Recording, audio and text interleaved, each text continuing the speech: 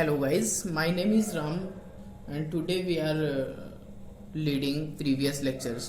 Singly reinforced beam को आगे समझते हैं. ठीक है, डिज़ाइन करते समय इसमें यूज होने वाले टर्म्स और इसमें कुछ इंपॉर्टेंट टर्म्स को देखते हैं आज. ठीक है, तो कल पिछले लेक्चर में हमने क्या पढ़ा था?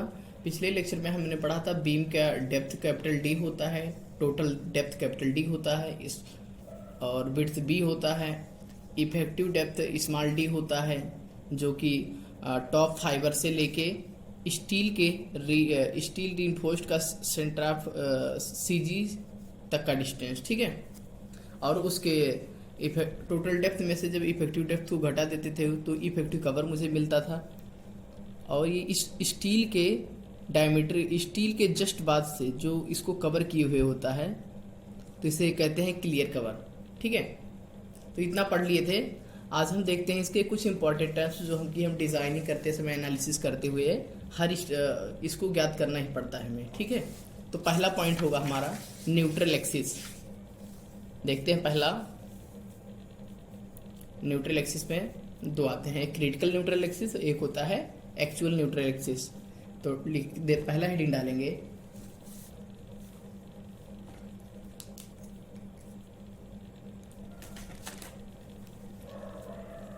Critical depth of neutral axis. First heading होगा हमारा critical depth of neutral axis.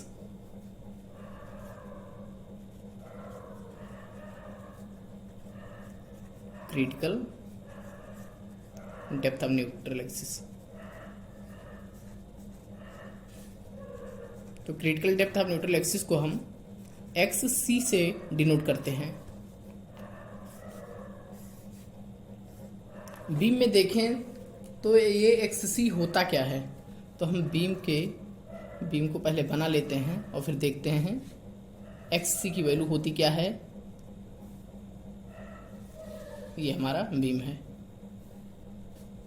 इसमें मान लो इसे रीइंफोर्स्ड किया गया है.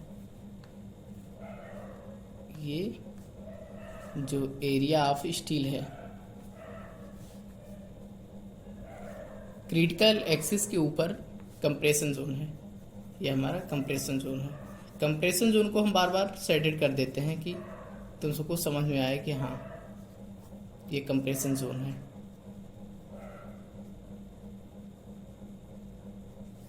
इसकी विड्थ भी है और depth capital D, total depth capital D, effective depth small D होगा. न्यूट्रल एक्सिस के सीधी से पास हो रहा है, से टॉप फाइबर तक का डिस्टेंस होता है. ठीक है, अगर हम इसका स्ट्रेस डायग्राम ड्रॉ करें तो ये होगा हमारा, ये स्ट्रेस डायग्राम होगा, ये समथिंग ये होगा. ठीक है, तो यहाँ पर तो स्ट्रेस ये डॉटेड लाइन खींच देते हैं क्योंकि स्टील पे ही, क्योंकि टेंसाइल जोन में हम मानते हैं सिर्फ स्टील को ही कंसीडर करते हैं कि स्टील ही पूरा लोड बियर कर रहा है. Sigma S T by m, यह है sigma C B c. Top fibre पर कंप्रेशन जोन के टॉप फाइबर पर स्ट्रेस जो जनरेट हो रहा है सिग्मा सी बी सी है. ये डेप्थ मानते हैं एक्स सी. जब ये एक्स सी हो जाएगा तो इसका मतलब ये डी माइनस एक्स सी होगा, क्योंकि ये डेप्थ है स्मॉल डी, तो ये एक्स सी, तो ये डी माइनस एक्स सी. इसको डिफाइन करना होगा तो लिखेंगे दो लाइन. जो न्यूट्रल एक्सिस स्टील के ग्रेड के आधार पर निकाला जाता है उसे क्रिटिकल न्यूट्रल एक्सिस कहते हैं. जो न्यूट्रल एक्सिस स्टील के ग्रेड के अकॉर्डिंग, स्टील के ग्रेड के आधार पर निकाला जाता है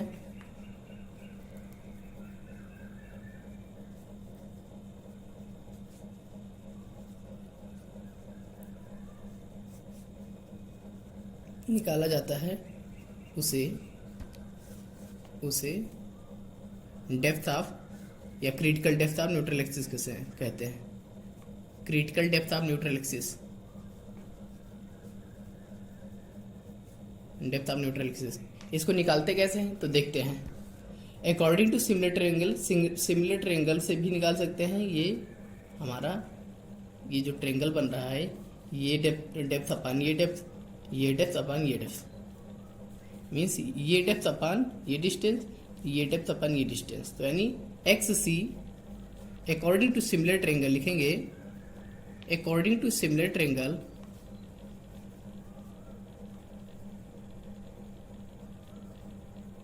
अकॉर्डिंग टू सिमिलर ट्रायंगल लिखेंगे X C upon sigma C B C equal to क्या होगा, सिग्मा एस टी, नहीं ये डेप्थ यानी ये डेप्थ डी माइनस एक्स सी, ये एक्स सी है ना, तो एक्स सी अपान ये डिस्टेंस लिखे हैं तो डी माइनस एक्स सी अपान ये डिस्टेंस लिखेंगे, यानी d minus x C upon sigma S T by m लिखेंगे। ठीक है,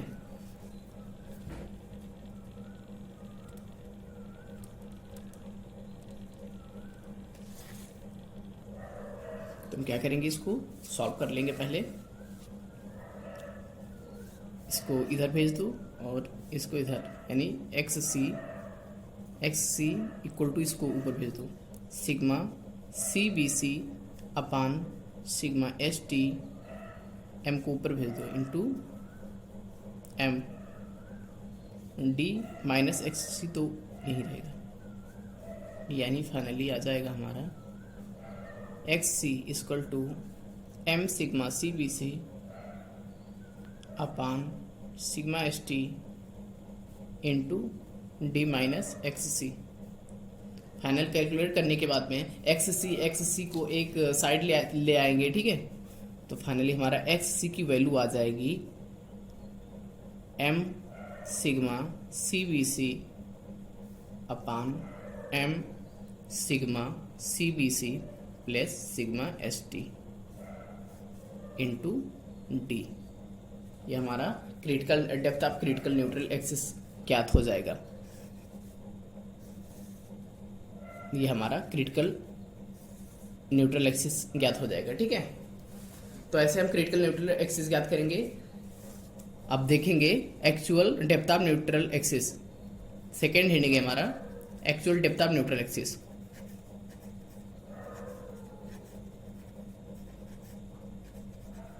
actual depth of neutral axis,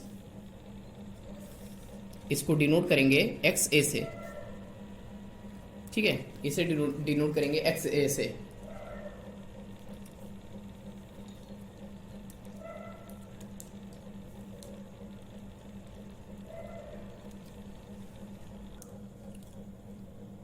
या इसी को भी एक्स सी को ही, क्रिटिकल न्यूट्रल एक्सिस को ही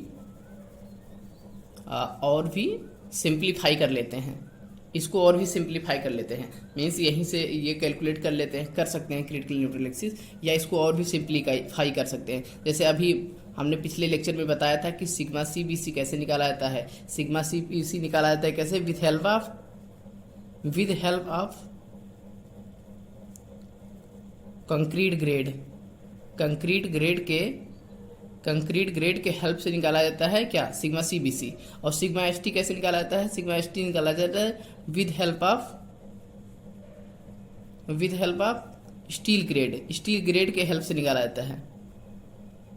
ठीक है, और क्या कहते हैं, एम को कैसे निकाला जाता है, ये अकॉर्डिंग टू IS 456 के अकॉर्डिंग हम निकालते हैं 280/3 सिग्मा सी बी सी। ठीक है, तो सिग्मा सी बी सी की वैल्यू निकाल लिए होते हैं कंक्रीट ग्रेड के हेल्प से, तो सिग्मा सी बी सी आ जाता है। सिग्मा सी बी सी की वैल्यू पुट कर देते हैं, हमारा डायरेक्ट एम आ जाता है, यानी m sigma C B c sigma S t, तीनों चीज़ हमें पता है, और डी तो डेप्थ गिवन ही रहेगा। ठीक है, तो एक्स सी को इस इक्वेशन को और भी सिंप्लीफाई कर सकते हैं। जैसे m इक्वल टू होता है 280/3 सिग्मा सी बी सी, भी देख लिया हमने, 280/3 sigma C B c, 3 sigma C B c. तो m sigma C B c को, यानी कांस्टेंट को एक साइड रहने दो, ये और जो m sigma C B c unknowns है उसको एक साइड ले आओ, तो m into sigma C B c, इधर डिवाइड में है, इधर जाएगा तो मल्टीप्लाई हो जाएगा। ठीक है, तो m sigma C b equal to क्या होता है, 280/3 बचेगा, तो इसको डिवाइड करने के बाद में हमारा आएगा 93.33। ठीक है, तो इसकी वैल्यू यानी m सिग्मा CBC की वैल्यू हम पुट कर देंगे किसमें, क्रिटिकल न्यूट्रल एक्सिस के इक्वेशन में। कितना आएगा, 93.33 है, तो इसकी वैल्यू हम पुट करके इसकी वैल्यू इसमें हम यानी critical neutral axis depth of critical neutral axis के इक्वेशन में पुट कर देंगे तो क्या आ जाएगा, XC इक्वल टू आ जाएगा हमारा, XC आ जाएगा 93.33 अपान 93.33 plus sigma ST into depth, effective depth. ठीक है, तो XC की ये एक अलग इक्वेशन आ गई कि यहाँ से भी ज्ञात कर सकते हैं। यहाँ से हमारा थोड़ा कैलकुलेशन इजी हो गया। इसको और भी इजी करने के लिए हम इसमें कर सकते हैं सिग्मा ST की भी वैल्यू पुट कर दें। सिग्मा ST की भी वैल्यू पुट कर देंगे तो हमें डायरेक्ट क्या आ जाएगा, XC इक्वल टू यानी समथिंग कांस्टेंट जो आएगा वैल्यू इंटू डी। ठीक है, तो देख लेते हैं अगर हम इसमें ग्रेड का भी पुट कर दें वैल्यू, यानी अगर मान लो दिया है हमें फार यानी सिग्मा ST है तो सिग्मा ST किससे निकलता है, ग्रेड ऑफ स्टील, स्टील के ग्रेड से। तो पहले लिखते हैं, मान लो हमारा ग्रेड है फार स्टील ग्रेड Fe 250, तो Fe 250 में सिग्मा ST की वैल्यू कितनी होती है, सिग्मा ST की वैल्यू होती है 140 न्यूटन पर mm स्क्वायर।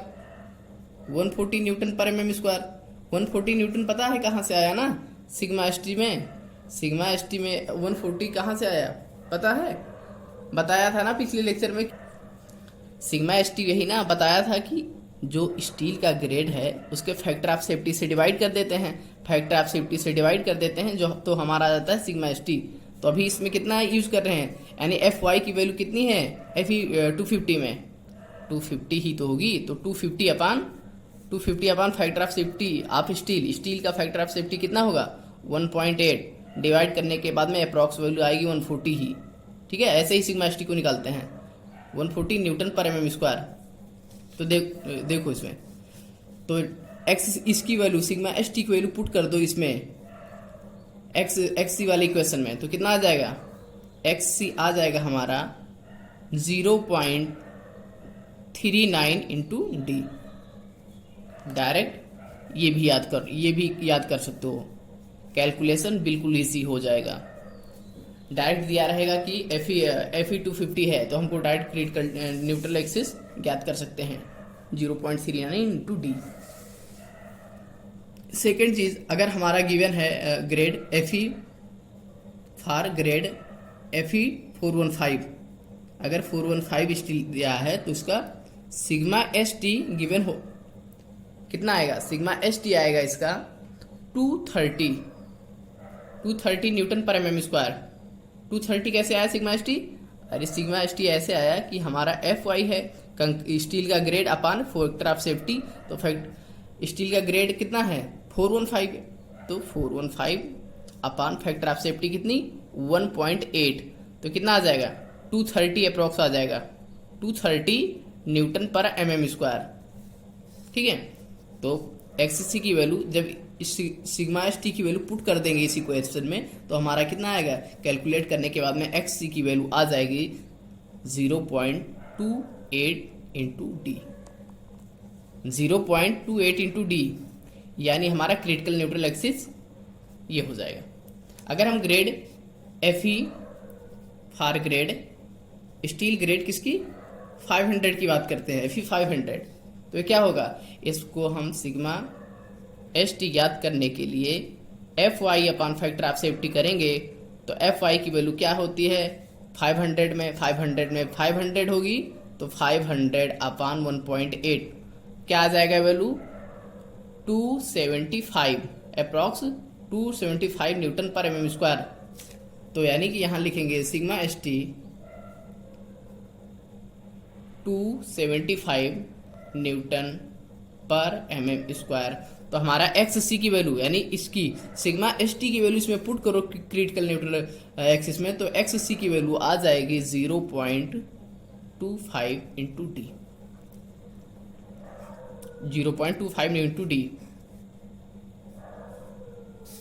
यानी फिर से देखो क्रिटिकल न्यूट्रल एक्सिस अभी क्या पढ़ रहे हैं हम, depth of critical neutral axis. जो न्यूट्रल एक्सिस स्टील के ग्रेड के आधार पर निकाला जाता है उसे ही क्रिटिकल न्यूट्रल एक्सिस कहते हैं। जैसे कि मान लो दोनों, यानी दोनों स्ट्रेस, इसमें स्टील और कंक्रीट दोनों अल्टीमेट स्ट्रेस पर हैं, दोनों अपना परमिसिबल स्ट्रेस दे रहे हैं, यानी सिग्मा CBC दे रहा है और सिग्मा ST/M दे रहा है दोनों, ठीक है। ये स्ट्रेस डायग्राम है, स्ट्रेस डायग्राम है, ठीक है। अब हम क्या करेंगे, अकॉर्डिंग टू सिमिलर ट्रायंगल, यानी सिमिलर ट्रायंगल के आधार पर समान त्रिभुज क्या कहते हैं, के आधार पर अकॉर्डिंग टू सिमिलर ट्रायंगल क्या कहेंगे XC, यानी ये डेप्थ अपान ये डेप्थ, ये डेप्थ अपान ये डिस्टेंस और ये डेप्थ अपान ये डिस्टेंस, ठीक है। तो क्या होगा, XC upon sigma CBC equal to D minus XC upon sigma ST/M, ठीक है। तो इससे हम कैलकुलेट करने के बाद में मुझे क्या मिला, XC इक्वल टू मिला M सिग्मा CBC अपान M sigma CBC plus sigma ST into D। इतना ही याद करके आगे का छोड़ सकते हैं, कोई दिक्कत नहीं। अगर हमको कैलकुलेशन और इजी करना है कि टाइम सेविंग हो, बचे, तो हम क्या करेंगे, इसमें लिखेंगे सिग्मा CBC हमको पता होता, सिग्मा CBC हमको पता हो जाएगा किससे, कंक्रीट के ग्रेड से हमें निकाल लेंगे सिग्मा CBC को, स्टील के ग्रेड से हम निकाल लेंगे सिग्मा ST को, और M की वैल्यू होती है 280/3 सिग्मा CBC, यानी सिग्मा CBC और M अननोन है, इसको एक साइड लेके चले जाओ और 280/3 निकालोगे, कैलकुलेट करोगे 93.33 आएगा, यानी कि XC की वैल्यू हमारी कितनी आ गई, 93.33 अपान 93.33 plus sigma ST into D, यानी हम यहाँ पर critical depth of critical neutral axis ज्ञात कर लिए, ठीक है। आगे देखते हैं depth of actual neutral axis. अगला हेडिंग डालेंगे depth of actual neutral axis.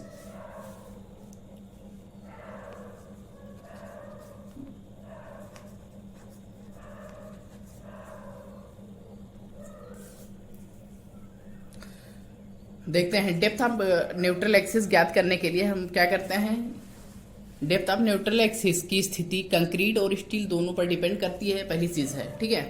पहला पॉइंट है depth of neutral axis, depth of actual neutral axis steel और कंक्रीट के दोनों की मात्रा पर डिपेंड करती है। इसकी वैल्यू को निकालने के लिए कंप्रेशन जोन और टेंशन जोन का न्यूट्रल एक्सिस के परितः मोमेंट ऑफ एरिया लिया जाता है, जो कि बराबर होता है, ठीक है। यानी ये हमारा न्यूट्रल एक्सिस है, तो इसका टेंशन जोन और कंप्रेशन जोन, यानी ये कंप्रेशन जोन है, कंप्रेशन जोन में मोमेंट ऑफ एरिया और टेंशन जोन का मोमेंट ऑफ एरिया दोनों को इक्वेट करते हैं, यानी दोनों को बराबर करते हैं। तो इसका area moment of area in compression zone, moment equal to होगा moment of area in tension zone. तो मोमेंट इक्वल टू क्या होता है, तो देखेंगे मोमेंट इक्वल टू क्या होता है, फोर्स इंटू परपेंडिकुलर डिस्टेंस होता है।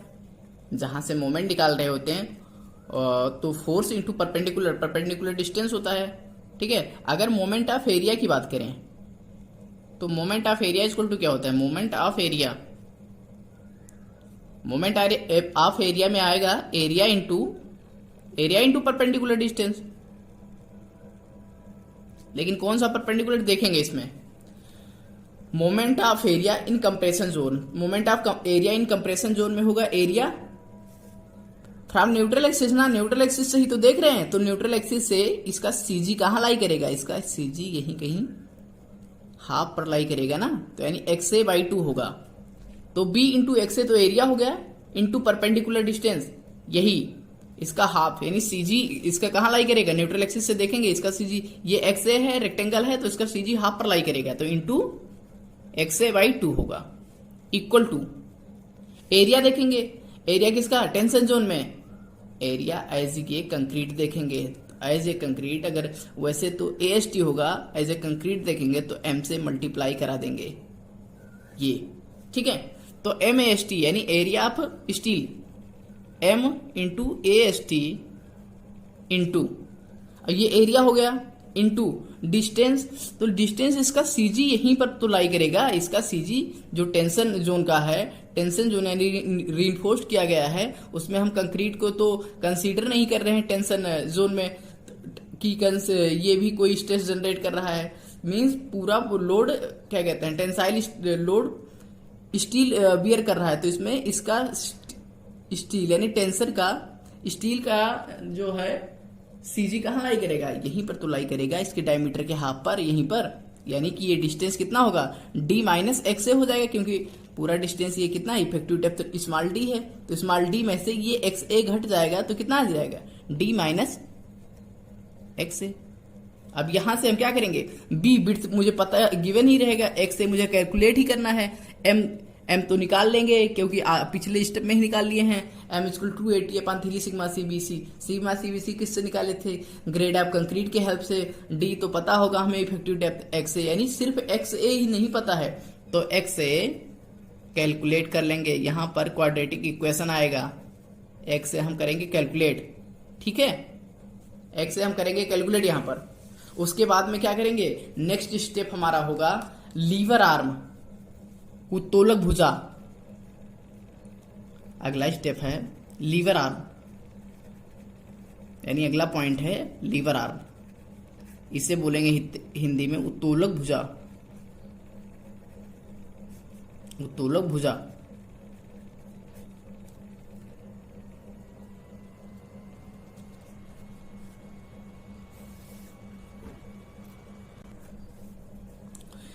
ये हमारा बीम विड्थ बी ये है और ये इफेक्टिव डेप्थ स्मॉल डी है, ठीक है। उत्तोलक भुजा क्या होता है, लीवर आर्म होता क्या है, टेंसाइल जोन, यानी ये टेंसाइल जोन नहीं, टेंसाइल जोन ये, ठीक, और कंप्रेसिव जोन जिसे सेटेड कर दे रहे हैं। कंप्रेसिव जोन और टेंसाइल जोन जो इधर का स्ट्रेस है, इसके रिजल्टेंट ये रिजल्टेंट कहाँ लाई करेगा, अरे इसके 1/3 पर, मान लो ये डिस्टेंस x है तो ये किस पर लाई करेगा, 1/3 पर, यानी कि x/3 पर, 1/3 पर, ठीक है, तो 1/3 पर लाई करेगा, तो इसे C कह देते हैं। ये टेंशन वाला जो स्ट्रेस जनरेट कर रहा है इसे D कह देते हैं। तो इसके रिजल्टेंट के बीच की दूरी को ही, यानी इसे लीवर आर्म कहते हैं, इसे Z से डिनोट करते हैं। टेंसाइल जोन और कंप्रेसिव जोन के रिजल्टेंट के बीच की दूरी को ही लीवर आर्म कहते हैं। देख लिया ना, ये कंप्रेसिव जोन है जो साइडेड एरिया है, और ये टेंसाइल जोन है। तो कंप्रेसिव जोन का स्ट्रेस जो है रिजल्टेंट स्ट्रेस, ठीक है, रिजल्टेंट स्ट्रेस कंप्रेसिव जोन और टेंसाइल जोन के रिजल्टेंट स्ट्रेस के बीच की दूरी को ही यहाँ पर रिजल्टेंट स्ट्रेस कहाँ लाई करेगा, जो अगर ट्रायंगुलर शेप का है तो उसका 1/3 पर लाई करता है, और ये टेंसाइल जोन ये तो यहीं पर लाई करेगा, ठीक है। तो इसके बीच की दूरी को ही लीवर आर्म कहते हैं, इसे जेड से डिनोट करते हैं, जेड से डिनोट करते हैं। तो जेड इक्वल टू क्या हो जाएगा, डी माइनस, अरे यही डिस्टेंस तो घटेगा, इस इफेक्टिव डेप्थ में से ये डिस्टेंस कम हो जाएगा, तो डी माइनस x/3, इसे कहेंगे लीवर आर्म। इन सब का डिजाइनिंग करते समय, एनालिसिस करते समय सबका यूज होगा, ठीक है, ये इंपॉर्टेंट टाइप्स है, ये सब एक टाइप का एक स्टेप है कि पहला स्टेप हो जाएगा निकालेंगे क्रिटिकल न्यूट्रल एक्सिस, दूसरा है एक्चुअल न्यूट्रल एक्सिस, थर्ड मान लो लीवर आर्म निकाल लिए।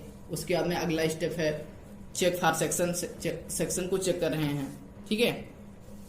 अगला पॉइंट है, अगला है चेक फॉर सेक्शन। सेक्शन को देख रहे हैं कैसा सेक्शन है, अंडर रीइंफोर्स्ड है, ओवर रीइंफोर्स्ड है, या बैलेंस सेक्शन है। तो लिखेंगे चेक फॉर सेक्शन।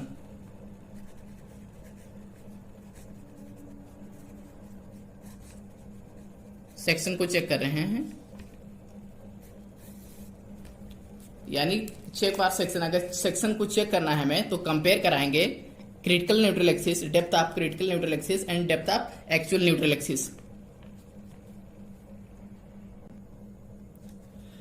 इसमें क्या करेंगे, चेक कंपेयर करेंगे क्रिटिकल न्यूट्रल एक्सिस और एक्चुअल न्यूट्रल एक्सिस। यानी क्रिटिकल न्यूट्रल एक्सिस क्या है, XC, जो अभी निकाले हैं depth of critical neutral axis. Actual neutral axis क्या है, depth of actual neutral axis ये है XA। जब XA की वैल्यू, बीम पहले बना लेते हैं, देखो ये बीम है, इसी में बता देते हैं कि क्रिटिकल न्यूट्रल एक्सिस और एक्चुअल न्यूट्रल एक्सिस होता क्या है। यहां पर टेंशन जोन में स्टील डाला गया है।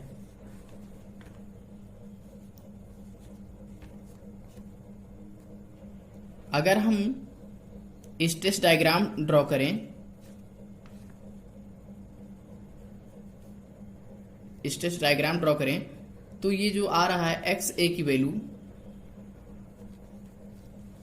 ये हमारा क्रिटिकल न्यूट्रल एक्सिस है। क्रिटिकल न्यूट्रल एक्सिस होता है जहां पर स्ट्रेस अपने अल्टीमेट परमिसिबल स्ट्रेस पर होता है, यानी sigma S T by M होगा, sigma S T by M होगा। और जो क्रिटिकल यानी कंप्रेशन जोन में देखेंगे तो वहां पर स्ट्रेस होगा sigma C B c by, नहीं सिग्मा सी बी सी होगा, ठीक है, यानी अपने परमिसिबल स्ट्रेस पर होगा।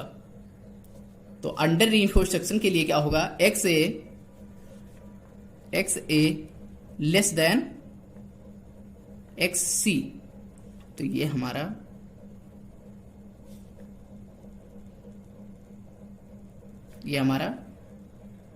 अंडर रीइंफोर्स्ड सेक्शन है, या नहीं ये हमारा बैलेंस सेक्शन है, यानी X A equal to X सी।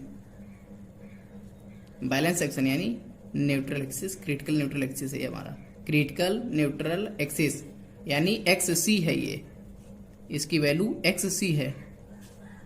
अगर एक्स सी की वैल्यू एक्स ए के बराबर है, यानी एक्स ए है, दोनों बराबर, एक्स ए और एक्स सी दोनों बराबर है, दोनों बराबर है तो ये बैलेंस सेक्शन होगा, balance section.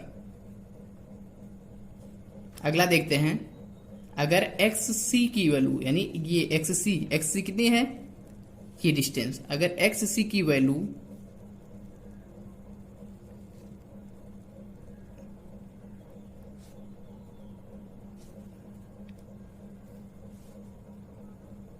X a less than x c, यानी X a less than x c, यानी अंडर रीइंफोर्स्ड सेक्शन है ये, अंडर रीइंफोर्स्ड सेक्शन।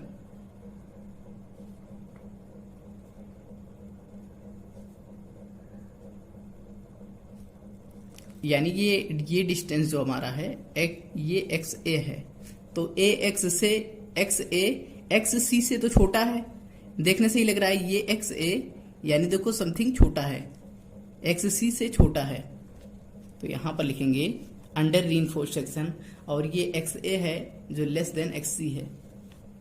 अगला देखते हैं over reinforced section. Over reinforced section है means x a greater than x C है, यानी इससे ज्यादा बड़ा होगा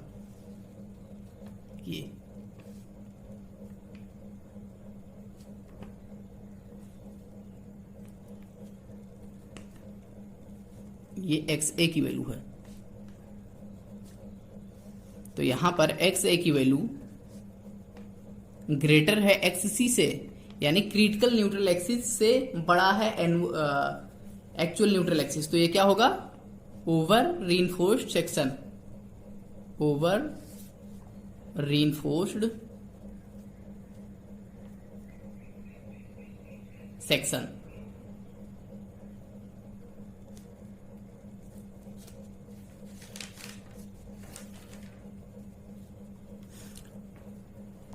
जो हम सेक्शन डिजाइन करते हैं वो अंडर रीइंफोर्स्ड सेक्शन डिजाइन करते हैं, या अंडर रीइंफोर्स्ड सेक्शन डिजाइन करते हैं, या बैलेंस सेक्शन। कभी ओवर रीइंफोर्स्ड सेक्शन को प्रेफर नहीं करते हैं, ठीक है, या तो डिजाइन करेंगे अंडर रीइंफोर्स्ड सेक्शन या तो balance section. Under reinforced section में क्या होता है, डक्टाइल फेलियर होता है, यानी इसमें स्टील की मात्रा कम होती है और ये डक्टाइल फेलियर होता है। इसमें जो ओवर रीइंफोर्स्ड सेक्शन में होता है ब्रिटल फेलियर, क्योंकि स्टील की मात्रा काफी होती है और ये अपने, ठीक है। तो फिर यहाँ पर देख लेते हैं कि ओवर रीइंफोर्स्ड सेक्शन में और बैलेंस सेक्शन में, अंडर रीइंफोर्स्ड सेक्शन में एक्स सिग्मा सीबीसी जो स्ट्रेस अल्टीमेट स्ट्रेस यानी परमिसिबल स्ट्रेस जनरेट हो रहे होते हैं कितना होते हैं। बैलेंस सेक्शन में तो मैंने बता दिया है कि कंप्रेशन जोन में सिग्मा सीबीसी होगा, सिग्मा सीबीसी, और टेंशन जोन में sigma S T by M होगा। ठीक है, sigma S T by M होगा। लेकिन अंडर रीइंफोर्स्ड सेक्शन में स्टील की मात्रा कम होती है, यानी कि पहले कौन फेल होगा, पहले स्टील फेल होगा, यानी स्टील अपने अल्टीमेट स्ट्रेस पे, अल्टीमेट पॉइंट पर यानी परमिसिबल स्ट्रेस अपना जनरेट करेगा sigma S T by m. लेकिन कंक्रीट की मात्रा ज्यादा होगी और इसलिए कंक्रीट अपने अल्टीमेट स्ट्रेस यानी अपने फाइनल स्ट्रेस तक नहीं पहुंचता है, यानी सिग्मा सीबीसी तक नहीं रहता है। सिग्मा सीबीसी से कुछ वैल्यू कम रहती है, सिग्मा सीबीसी तक नहीं रहता है, सिग्मा सीबीसी से वैल्यू कुछ कम करती है, इसलिए सिग्मा सीबीसी डैश से इसको प्रदर्शित कर दिया है, डिनोट कर दिया है। ठीक है, आगे देखते हैं। ओवर रीइंफोर्स्ड सेक्शन में सबसे पहले कंक्रीट फेल होगा, इसलिए कंक्रीट अपने परमिसिबल स्ट्रेस तक आ जाता है सिग्मा सीबीसी।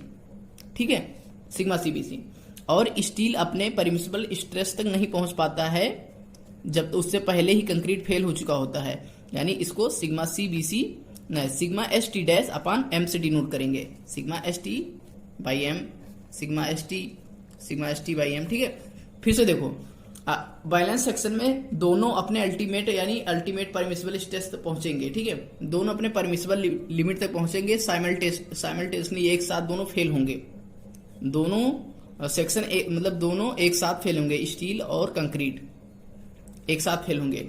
सेकंड बताया है अंडर रीइंफोर्स्ड सेक्शन, यानी अंडर रीइंफोर्स्ड सेक्शन में है स्टील की मात्रा कम होगी, यानी कि स्टील पहले फेल होगा, स्टील अपने परमिसिबल स्ट्रेस तक पहले पहुंच जाएगा, यानी sigma S T by m, यहां पर sigma S T by m है।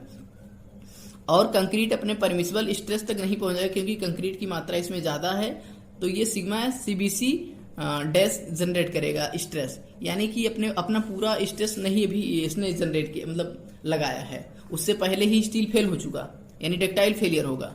अगला है जो ओवर रीइंफोर्स्ड सेक्शन, इसमें सिग्मा सीबीसी यानी कंक्रीट की मात्रा ज्यादा है, कंक्रीट की मात्रा ओवर रीइंफोर्स्ड सेक्शन यानी कि ओवर रीइंफोर्स्ड यानी ज्यादा है, क्या रीइंफोर्स्ड यानी सरिया की मात्रा ज्यादा है, यानी स्टील ज्यादा है, यानी कंक्रीट की मात्रा कम है, यानी कंक्रीट अपने परमिसिबल स्ट्रेस को पहले ही जनरेट कर देगा, यानी सिग्मा सीबीसी लगेगा।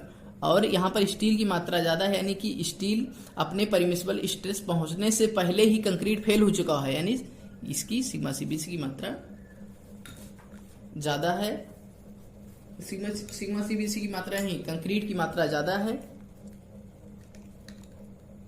कंक्रीट की मात्रा ज्यादा है किसमें, अंडर रीइंफोर्स्ड सेक्शन में, स्टील की मात्रा ज्यादा है किसमें, ओवर रीइंफोर्स्ड सेक्शन में। तो लिखेंगे x A equal to X C किसमें, बैलेंस सेक्शन में, और sigma CBC sigma S CBC dash, अगर सिग्मा सीबीसी डैश यहां लिखे होते तो दोनों बराबर होता है, यानी कि ये दोनों परमिसिबल स्ट्रेस। ठीक है, अगला लिखेंगे x a less than x c यानी अंडर रीइंफोर्स्ड सेक्शन, यानी सिग्मा सीबीसी डैश है जो सिग्मा सीबीसी डैश जो है वो लेस देन होगा सिग्मा सीबीसी से कम होगा। अगला पॉइंट देखेंगे x a greater than x c, x a greater than x c यानी कि ओवर रीइंफोर्स्ड सेक्शन है, ओवर रीइंफोर्स्ड सेक्शन है तो फिर sigma S t dash by m, sigma S T by m less than होगा sigma S T by m से, sigma S t dash से कम होगा। दोनों को एक बार अलग अलग देख लेते हैं क्या होता है तीनों को। पहला है balance section, balance section balance section में क्या होता है लिखेंगे, इसमें एक्चुअल न्यूट्रल एक्सिस तथा क्रिटिकल न्यूट्रल एक्सिस दोनों की वैल्यू सेम होती है, दोनों की वैल्यू सेम होती है।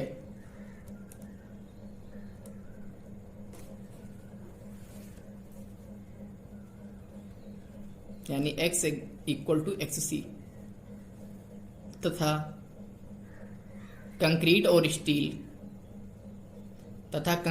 स्टील तथा कंक्रीट और स्टील साइमल्टेनियसली यानी एक साथ साथ फेल होंगे।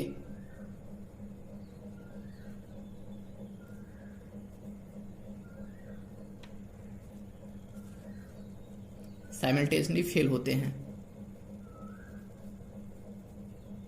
दोनों एक साथ साथ फेल होते हैं, ठीक है, यानी दोनों एक साथ परमिसिबल स्ट्रेस पर पहुंचते हैं। लिख लो ब्रैकेट में चाहे,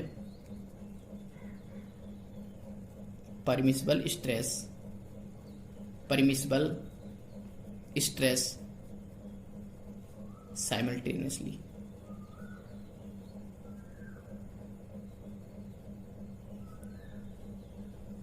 क्योंकि इसमें स्टील और कंक्रीट की मात्रा बिल्कुल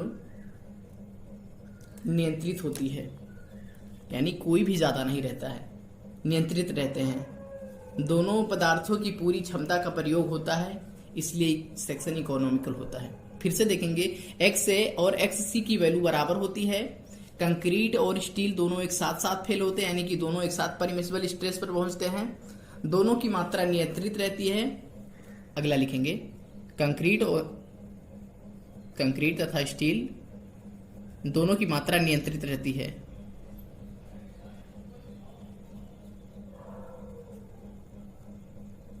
दोनों की मात्रा नियंत्रित रहती है, यानी कंट्रोल रखती है।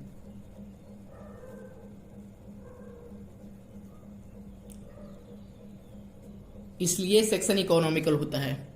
इसलिए सेक्शन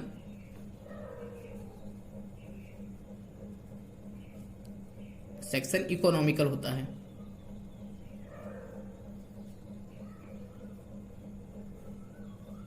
ठीक है, अगला देखेंगे under reinforced section.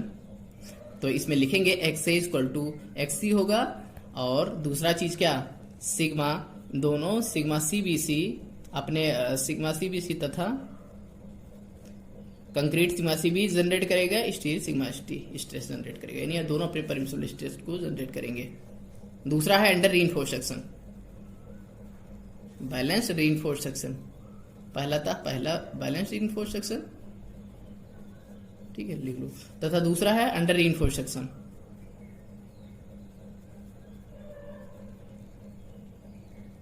Under reinforced means नाम से ही पता चल रहा है, अंडर यानी कम, रीइंफोर्स्ड सेक्शन यानी रीइंफोर्स्ड मींस सरिया की मात्रा यानी स्टील की मात्रा, यानी एक्स ए क्या होगा, कम होगा, एक्स सी से कम होगा,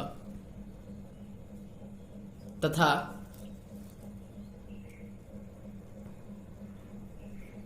इस सेक्शन में स्टील पहले फेल होगा, स्टील पहले फेल हो जाएगा, यानी कि स्टील अपना परमिसिबल स्ट्रेस सबसे पहले दे दिया, यानी सिग्मा स्टील तक पहुंच जाएगा, और लेकिन कंक्रीट अपना पूरा अल्टीमेट स्ट्रेस तक नहीं पहुंच पाएगा, यानी सिग्मा सी बी सी तक नहीं पहुंच पाएगा। यानी कि लिखेंगे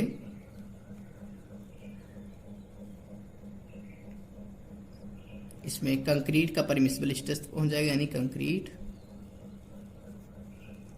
सिग्मा सी बी नहीं, concrete sigma C B c तक पहुंचेगा, यानी कि अपने अल्टीमेट स्ट्रेस नहीं पहुंच पाएगा, यानी less than sigma C B C.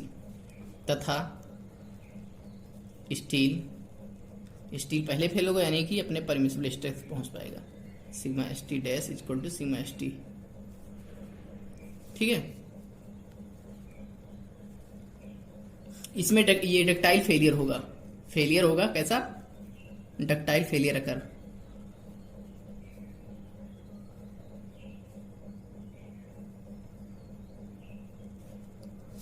Next होगा ओवर रीइंफोर्स्ड सेक्शन।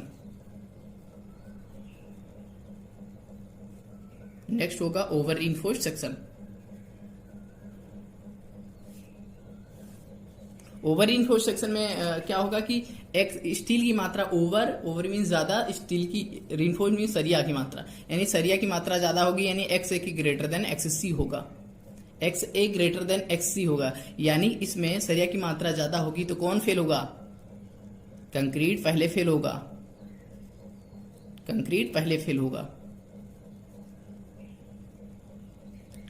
फेल होगा, यानी कि कंक्रीट अपने अल्टीमेट स्टेज तक पहुंचेगा, कंक्रीट यानी कि कंक्रीट कंक्रीट की sigma C B c dash किसके बराबर होगी, सिग्मा सी बी सी के, यानी परमिसिबल स्ट्रेस के बराबर होगी। तथा स्टील अपने परमिसिबल स्ट्रेस पहुंच नहीं पाएगा, ठीक है, यानी sigma S t dash less than sigma S T के बराबर, मतलब सिग्मा एस टी से, ठीक है। इसमें फेलियर कैसा होगा, इसमें फेलियर होगा ब्रिटल फेलियर होगा, यानी सडन फेलियर होगा, ब्रिटल फेलियर अकर। फिर से सेक्शन को देख लेते हैं। बैलेंस सेक्शन में क्या होता है, X A equal to X C होता है, दोनों एक साथ साइमल्टेनियसली फेल होते हैं अपने, यानी कि परमिसिबल स्ट्रेस तक दोनों एक साथ पहुंचते हैं, दोनों की मात्रा कंट्रोल होती है। सेक्शन इकोनॉमिकल होता है। अंडर रीइंफोर्स्ड होता है, जिसमें कि सरिये की मात्रा यानी रीइंफोर्स्ड की मात्रा कम होती है। और इसमें क्या होता है, सबसे पहले स्टील फेल हो जाता है, यानी कि स्टील अपने परमिसिबल स्ट्रेस तक पहुंच पाता है, यानी कि इसमें जो सिग्मा एस टी डैश होगा उत्पन्न सिग्मा एस टी के बराबर होगा, यानी परमिसिबल स्ट्रेस के बराबर होगा। लेकिन कंक्रीट में जो स्ट्रेस जनरेट होगा सिग्मा सी बी सी बार मतलब डैश, ये कम होगा, अपने अल्टीमेट स्ट्रेस से कम होगा, यानी परमिसिबल स्ट्रेस से कम होगा अपने। तो इसमें फेलियर कैसा होगा, डक्टाइल फेलियर होगा। ओवर रीइंफोर्स्ड सेक्शन में x a greater than x C होगा, यानी कि इसमें ओवर यानी रीइंफोर्स्ड की मात्रा ज्यादा है इसमें, यानी कि कंक्रीट फेल होने वाला है। जब कंक्रीट फेल होगा इसका मतलब कि कंक्रीट अपने परमिसिबल स्ट्रेस तक पहुंच रहा है, यानी sigma C B c dash equal to sigma C B c होगा। और स्टील अपने परमिसिबल स्ट्रेस तक नहीं पहुंच रहा है, यानी sigma S t dash less than sigma S T, यानी इसमें ब्रिटल फेलियर होने वाला है, ठीक है। नेक्स्ट पॉइंट पढ़ेंगे, अगला पॉइंट देखेंगे, moment of resistance. Moment of resistance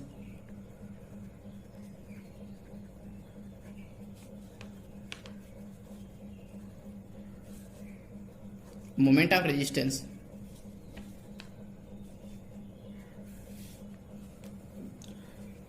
कोई भी बीम जितनी मैक्सिमम बेंडिंग बियर कर सकती है उसे ही मोमेंट ऑफ रेजिस्टेंस कहते हैं।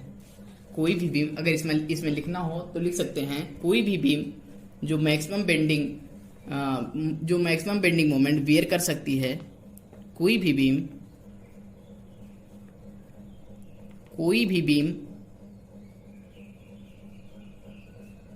जो मैक्सिमम बेंडिंग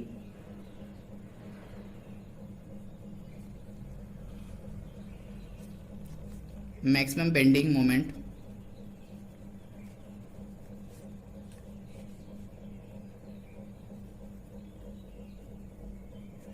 बियर कर सकती है, यानी जितना मैक्सिमम बेंडिंग मोमेंट को बियर कर सकती है, यानी सहन कर सकती है,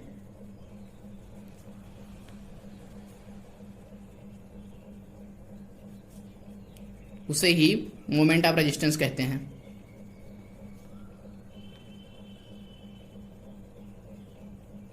तो मोमेंट ऑफ रेजिस्टेंस वैसे देखते हैं कैसे निकाला जाता है, ठीक है। इसे तथा इसे कैपेसिटी ऑफ बेंडिंग मोमेंट भी कहते हैं, कैपेसिटी ऑफ बेंडिंग मोमेंट भी कहते हैं।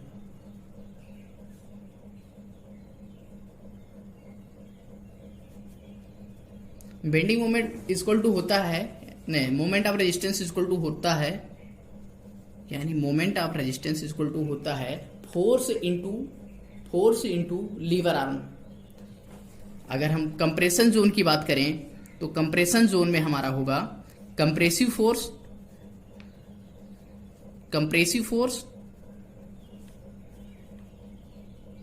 Into lever arm. Lever arm जो पहले कैलकुलेट कर चुके हैं, वो तोलक भुजा, ठीक है। या इसको ऐसे भी लिख सकते हैं, tensile force into lever arm.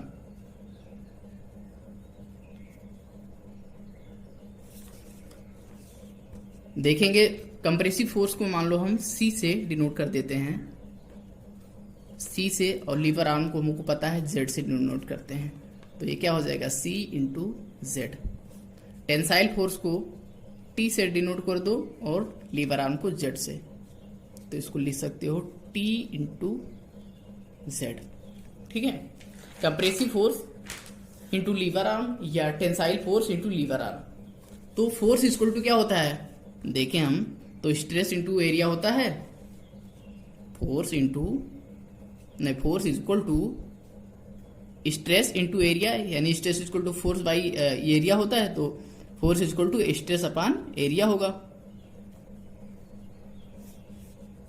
तो वही हम यहां पर पुट करेंगे, ठीक है, कि कंप्रेसिव फोर्स लिखेंगे, कंप्रेसिव फोर्स, तो कंप्रेसिव फोर्स की जगह पर लिखेंगे stress, compressive stress into lever arm into area into lever arm.